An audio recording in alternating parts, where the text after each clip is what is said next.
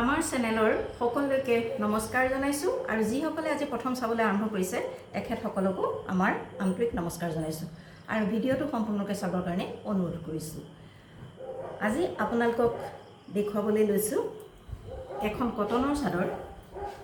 এইকেইদিন গৰমত পিন্ধিবৰ কাৰণে সাধাৰণতে বেছি কটনৰ বস্তুৱে দেখুওৱা হৈছে, গতিকে আপোনালোকলৈ আগবঢ়াইছো যথেষ্ট বহল দীঘল, যিকোনো মানুহে পিন্ধিবলৈ সুবিধা পাব।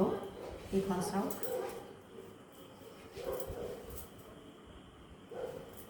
এইখন শালত বোৱা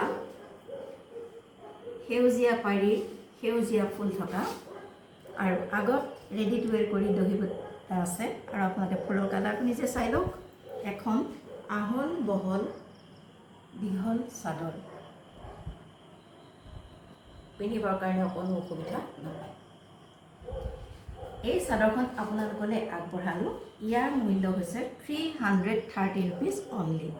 330 ৰুপিজ অনলি। আপোনালোকৰ যদি পচন্দ হৈছে বা প্ৰয়োজনৰ ভিতৰত পৰিছে তেনেহ'লে আমাৰ লগত যোগাযোগ কৰিব হোৱাটছআপ নম্বৰত। হোৱাটছআপ নম্বৰটো ডেছক্ৰিপশ্যনত দিয়া আছে। এখন কটনৰ চাদৰ শালত বোৱা, ইয়াৰ মূল্য হৈছে 330 টকা। আপোনালোকৰ পচন্দৰ ভিতৰত পৰিলে আমাৰ লগত হোৱাটছআপ নম্বৰত যোগাযোগ কৰিব। চাদৰ সম্পৰ্কত কিবা জানিব লগা থাকিলে আমাক হোৱাটছআপ নম্বৰত কল কৰি সুধিলে আমি ভাল পাম। এখন কটন চাদৰ মূল্য হৈছে 330 টকা মাত্ৰ।